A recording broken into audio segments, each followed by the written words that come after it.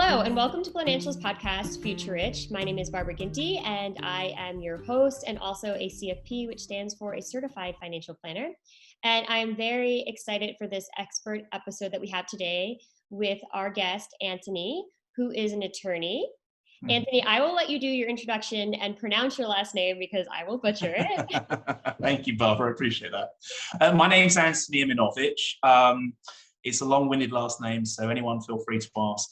Pronounce my name as Antony. I'm perfectly fine with that. I have a law office in Kingston, Ulster County, but also a second office in Poughkeepsie, and my area of practice involved trust and estates and elder law. Wonderful. And so I had asked to do this episode because if you haven't watched it already, I would recommend, but on Netflix, the movie I Care a Lot. I watched it and I was absolutely terrified, as was my boyfriend. And so I thought this would be a great episode to talk about it because I did some research after and talked to you, and that is minus the gangster portion of the movie. It's something that could happen in real life. And for those of you who haven't watched it, basically it's about a con woman who takes over people's estates as she's appointed a guardian for those without one. Yeah, and I'll tell you what, watching it, it was a thrill a minute, there's no doubt about it, but I think it's something that we all need to be familiar with, but also treat with a pinch of salt, because there are a lot of protections in place when it comes to guardians and guardianship procedure, especially in New York. So I know that people have asked me about the film and whether I've seen it, and I'm going to make it very clear to everyone out there that I only recently saw the movie and I was highly entertained. But the question of whether something like that can happen is a very real question. And Barbara, to answer that question, yes, it could happen. Whether it does happen, though, I would say it's probably the exception than the rule, no doubt. But what about outside of New York? Because we have listeners from all over. So I know New York has a lot of protections in place. So is it more likely to maybe happen in another state where there are less protections? I think that where you come across a state where there are less protections, the likelihood of something like this happening will be a lot higher. Guardianship is primarily based on state law. And with state law, there are various strict procedures put in place. So it wouldn't surprise me if there are strict laws that are put in place which prevent this kind of situation arising. But I certainly know for sure that New York is one of those states that will bend over backwards to make sure that the ward, wonderfully played by, I think it was Diane West actually, will be protected regardless. And just so for people who don't understand, because I know we kind of jumped right into it, a guardian is appointed by the state in an event where they don't have one, or when would you see that scenario actually play out in real life?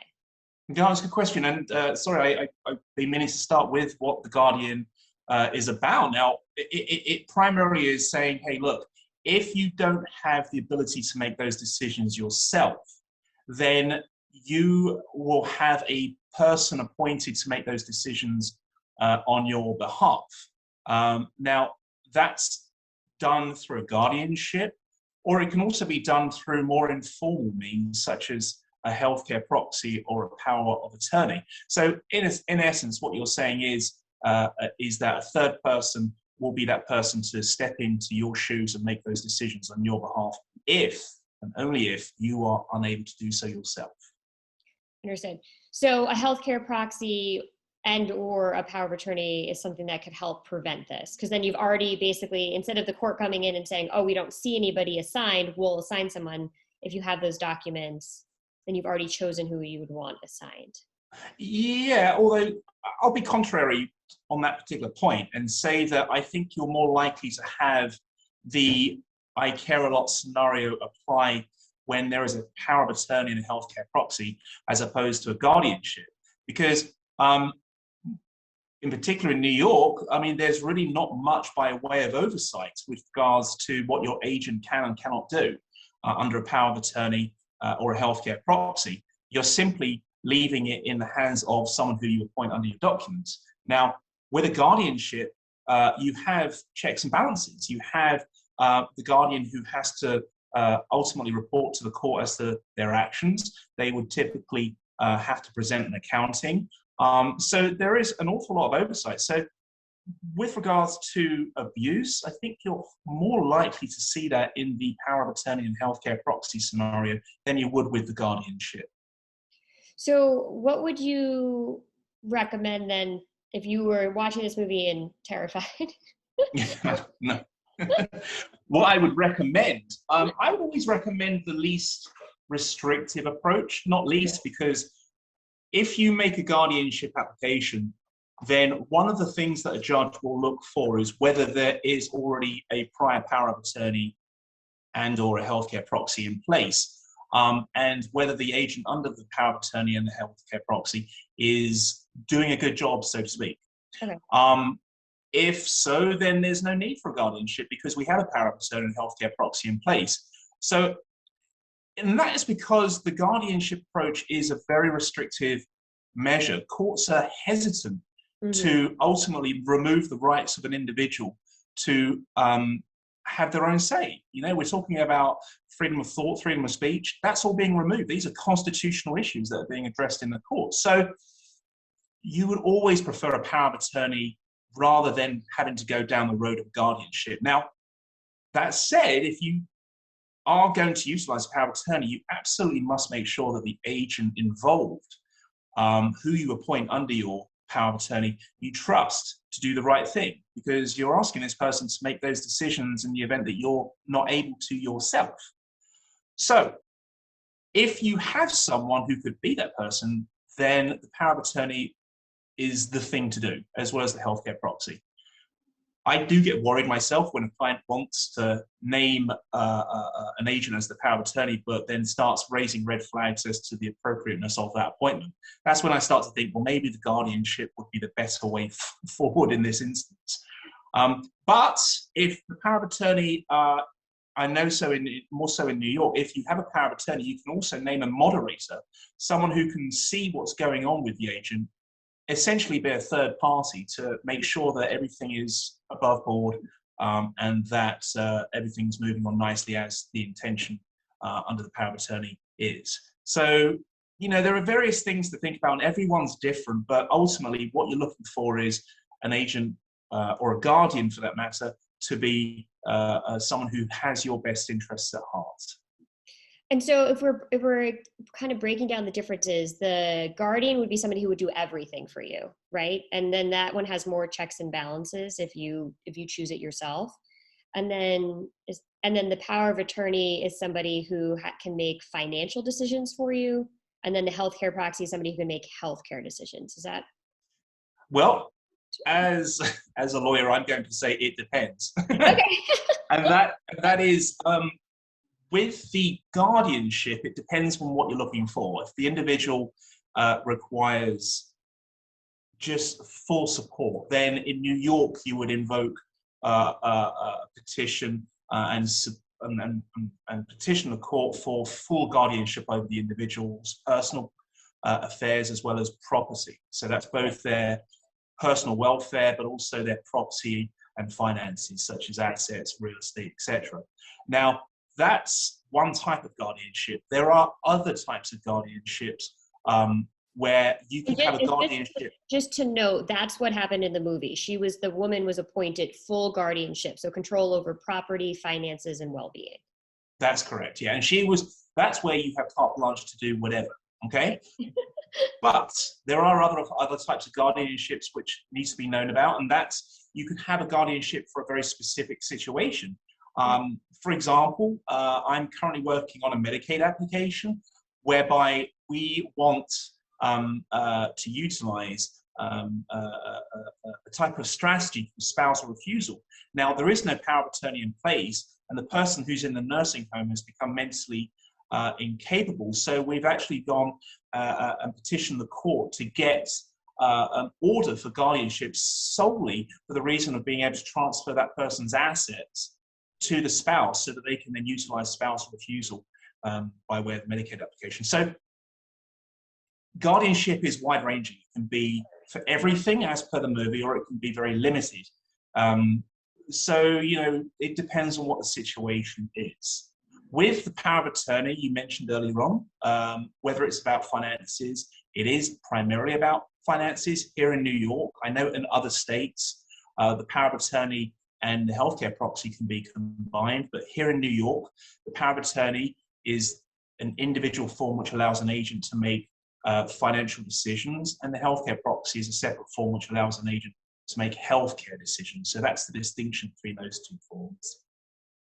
Okay.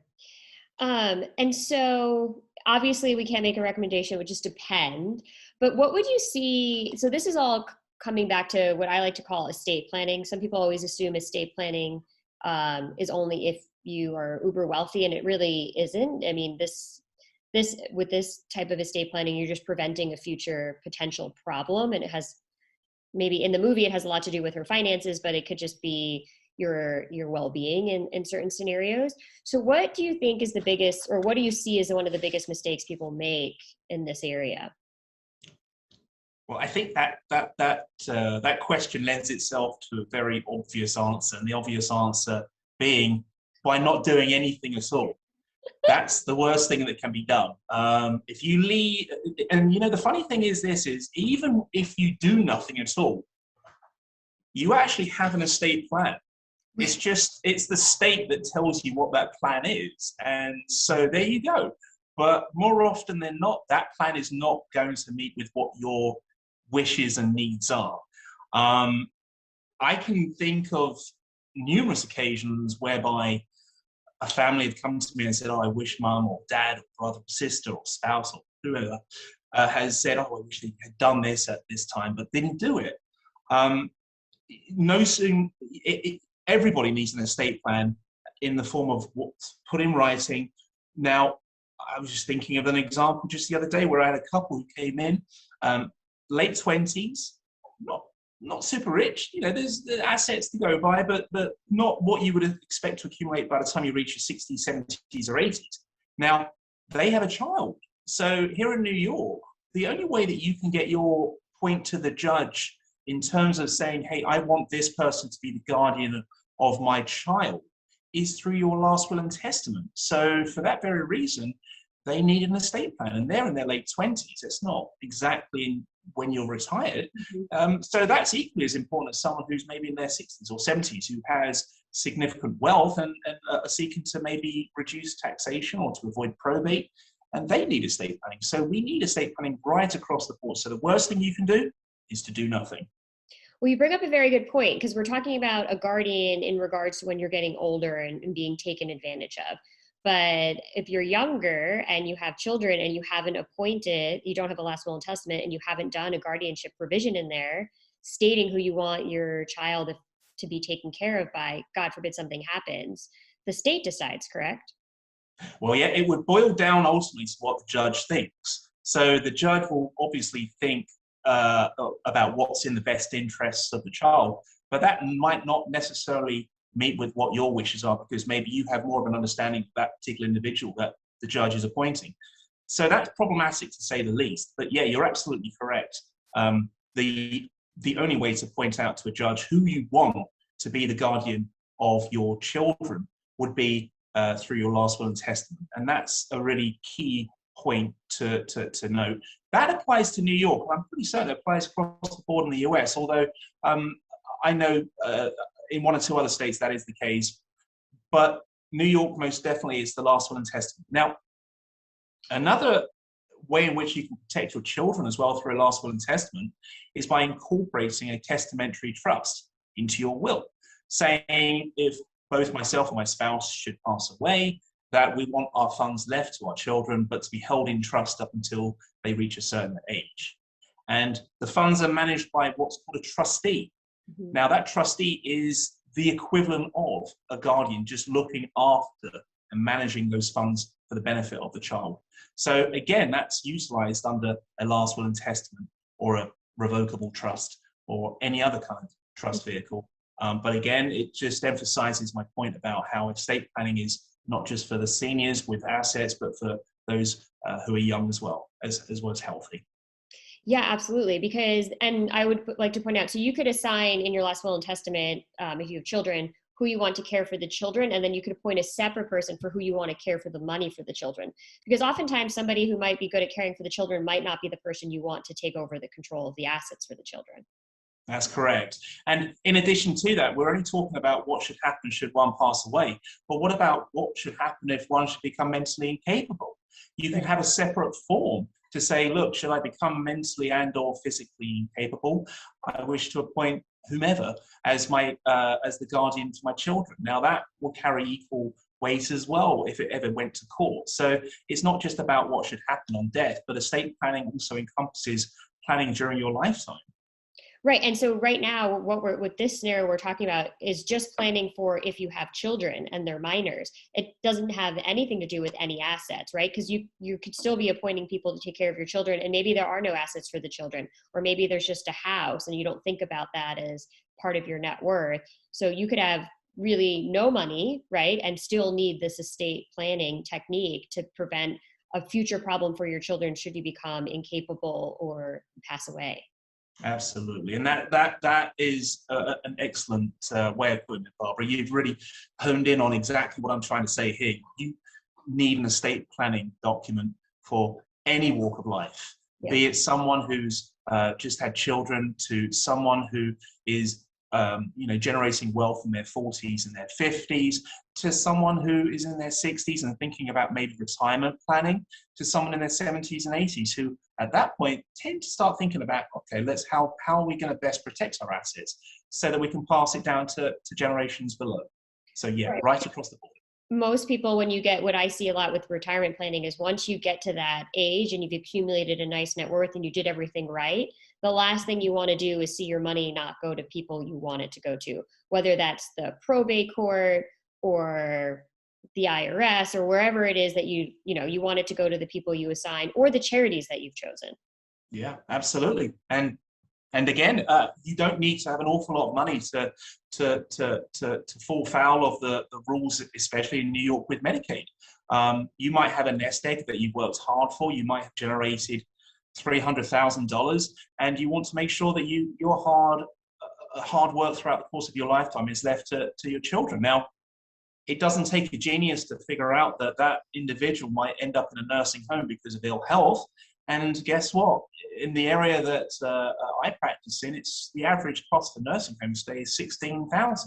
So that can blow. I just want a month. It's $16,000 a month. Yeah, not you. A month. You would have to earn to actually have $16,000 in the bank, depending on your tax bracket. You would need to earn somewhere around $20,000 to $22,000 on a paycheck monthly to pay for $16,000, which is insane. It's insane. It is insane. It's insane. But again, like the point being is that you can be in your 70s and 80s and not feel like you have enough assets, but you still need that estate plan because guess what? The assets you have will go very quickly if you end up in a nursing home or require a home care. Yeah, I mean, I feel like, when I first started in practice, I would say 8 years ago, that number I want to say was around 10,000. Oof, yeah. Well, I'd like to say inflation, but I don't know. I know, scary. And most people don't want to be spending $16,000 on a nursing home. So right there, if you have $300,000 or your parent, because I'd like to point out, if you're listening, I think it's always a good question to ask what your parents' plan is. Because if your parents don't have a plan, it's going to force you to come up with a plan. Because ultimately, if something happens to a parent, and I've already been through it in my family, not with a parent, but with a single aunt, that came on my sister and I to do all of the caregiving. And I was in charge, the executor. My sister was healthcare proxy because she was closer to the nursing home facility. And it all came down on us. And fortunately, we had a plan. We knew my sister was a healthcare proxy. We knew that I was in charge of the estate and, doing all that paperwork. But if you don't have a plan in place, it's not the time to be making one isn't when your parent falls ill. No, absolutely. And, it would also, I'd go one step further and in light of my morning meeting today, where I spoke to a client who had said to me that her parents, her in-laws, in fact, had irrevocable trusts in place and that they were prepared by a bankruptcy attorney. And I kind of sat there and I thought, I wonder what kind of irrevocable trusts these are, because you've got to be careful with the type of attorney that you choose when it comes to preparing these. these types of paperwork, because we're all attorneys that work in different areas of the law. And for example, my area of law is, as I mentioned, is estate planning, is long-term care planning. So my powers of attorneys and wills and trusts are going to be geared towards that side of things. Whereas I'm not so sure a bankruptcy attorney would have the same way of thinking. But in any event, the point I'm trying to make here is that if you do have documents in place, just make sure that those who prepared it has been well vetted and knows what they're talking about, because this is an ever-changing area of the law. And it's so important, as you know, Barbara, to stay on top of these things. So that's what I feel like I've done. And I know for sure that you do that. That's to our clients' benefits.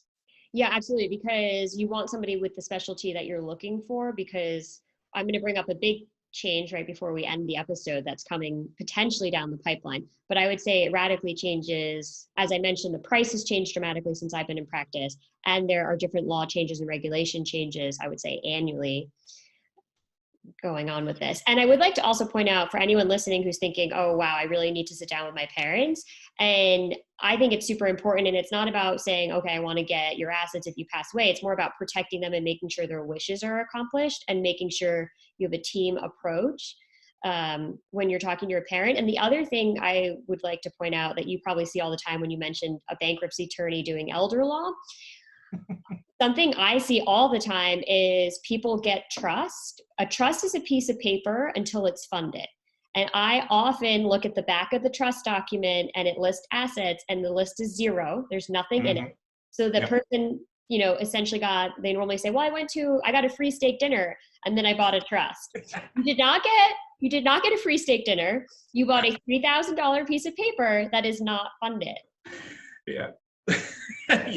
Yeah. And that's, it's actually a very important point you raised there. If you have a trust, you've got to make sure that that trust is funded correctly, because it's not worth the paper it's printed on, unfortunately. I think, if I'm right in remembering, Michael Jackson's estate, I think it was something like a revocable trust that wasn't funded. I think 80% was left in his name. And what do we have? A free-for-all with everybody. So everyone's fighting over assets that weren't in the trust. So yeah, the moral of the story is if you do a trust, make sure you fund it correctly, because it's not worth the paper it's written on. And so you want to work with an attorney who's going to explain that to you. I will also say another terrifying thing I saw in a trust that was done by a client. Once again, one of these, I will call them trust mills. You go to the dinner, they talk about one specific type of trust typically, and then everybody at that dinner is going to be recommended the same trust. But it's free. So that should be your first red flag. There is no such thing as free when they're serving you steak dinners. Yeah. The other thing I've seen come out of those dinners is where the backup trustee or executor is actually the firm itself, which is fine if that's the choice of the client. But I had it happen to a client who was unaware that the lawyer's wife was the one as the backup. Yep, as have I. And in fact, I'm dealing on another estate now where a firm, I think, appointed themselves, so to speak. So you have to be careful with that. And now I'm dealing with having them removed so we can administer the trust estate as a result. So it goes on. It goes on. I mean, we talk about I care a lot and we talk about guardianship issues, but there is this level of abuse that does go on in other realms, such as with trusts. You see that people appoint themselves. And why would they appoint themselves? Well, because then they can take a commission, can't they? And that commission is quite juicy. That. Yes. Absolutely. Yeah. It's I think in New York, it's 1% per year, which might not sound much to $100, but certainly builds up if there's $1,000 and $100,000, then 1% is an awful lot per year. So think about that. Yeah. Which brings me back to the, we'll kind of summarize. I'll do one little change that we can talk about because it's, I feel like, a very relevant topic, but it's why it's so important to get referrals and to work on a team. Anthony and I work a lot as a team and go back and forth, making sure that all areas are covered. So it's important to get the referrals and then make sure it feels comfortable to you. Because I think one thing is usually in your gut, it'll tell you if it doesn't feel like the right fit. Absolutely, and I can't emphasize your point. The holistic approach is quite clearly the best approach. And I lean heavily on you with regards to your thoughts, and I know that you lean heavily with me and my thoughts. So that ultimately is designed to make sure that our clients are best served, because there are areas that I don't know about that I want Barbara's input on, and vice versa. You know, we all specialize in a specific area. Now, you bring all that together and then you have something that the client needs and is going to benefit that client going forward. So I can't strongly support your position there at all. It's a true point. Wonderful. And so, as we mentioned, there's a lot of changes. So one really juicy topic that's going on right now is with Biden's proposal for the tax law change. And we're not sure where exactly it stands and if it's going to get put through. But one big estate planning aspect that is on, or potential to be changed, is the stepped up in basis. Would you like to give our listeners a little? Yeah, the talk there is that we're looking at possibly removing the stepped up in basis, and it's important that we point out it is just talk at this moment in time. We haven't had anything confirmed, but what that is ultimately it could ultimately result in the loss of a step up in basis as at the date of death, where an asset appreciates in value, and then when the individual passes away, the beneficiary then takes that asset as at the date of death value. That's called the step up in basis. If that's removed, then the individual takes the asset for tax purposes as at the date that the predecessor who owned the asset, that being the person who passed away, first purchased the property or purchased the asset. So there could be a significant difference between when the asset was first purchased and then when it subsequently changes hands to the beneficiary. And that's what the individual will be taxed on. So that doesn't just apply to very wealthy people. That applies to everyone right across the board. Everyone. We all have assets, however modest, and that will apply to assets such as that. So you have a house that you buy, and then you subsequently sell the house, and it's going to appreciate value. You have stocks and shares that you purchase, and then you subsequently sell. That will appreciate value ultimately. It might go up, it might go down, but we know ultimately it will go up. And that's the appreciation we're talking about. Now, the removal of the step up in basis means that the person receiving will be taxed on the difference between the date you first purchase the asset and when the beneficiary subsequently sells. And that would be a big, big change. But again, we don't know if it's going to be put in place. It's just what seems to be the talk of town at the moment. Yeah, and just to give some numbers to it. So for instance, if you have a parent who worked for ABC company and they spent $10,000 to buy ABC stock, and now your parent passes away and ABC stock is worth $150,000. If you were to inherit it today under current tax laws, and the date of death, the value is $150,000. On the day you sell it, it was worth $151,000. You would have $1,000 worth of gains. If this new proposal, we don't know, it's a proposal, if it were to go through and that same scenario would happen, your basis in that stock would be $10,000. So you would have $141,000 worth of gain, which is a significant difference. And so this is something that we see a lot with estate planning that's very advantageous for all people, that they're able to inherit money from relatives, family, and have little tax consequences and are able to use that to better their own situation. So we will keep you apprised of that, but that's just one big potential change that we're seeing just this year. And so I think it just really drives the point that it's so important to work with a professional. If you need, and we talked about, I think everyone needs to work with a professional. You know, all walks of life could use estate planning, but why it's important to have someone who specializes in that area so they're up to date on all the rule changes. Yeah, absolutely. And you know, there are other things that are being discussed as well, as we discussed in connection with the estate tax threshold and the reduction of that to 3.5 million. Currently it's 11 million plus. I mean, that's a big difference. Yeah, 3.5 million is it's still an awful lot of money that a lot of the public won't have, but there are people who I deal with quite frequently who will have that amount of money, so they'll need planning as well. So we'll start to see changes. For all of our listeners, the goal of this podcast is that you're future rich, and that's a 7-figure future rich number. So you could all be in that threshold. Hopefully. Yes, that's the goal. That's the goal, absolutely. And we'll start to see changes. And no doubt Barbara and myself will keep you apprised as to what changes need to be made in order to make sure that you see the benefits of what hard work you put in. Perfect. Well, Antony, thank you so much for coming on the podcast. I really appreciate it. Oh, Barbara, it was an absolute pleasure. I was really excited to be asked to join us. So thank you so much. And we will link your website and office information when we air this episode. And for all of our lovely listeners, thank you for listening. And you can follow us on Instagram, Future Rich Podcast, for our most up-to-date information and for our free online classes in partnership with SUNY Ulster.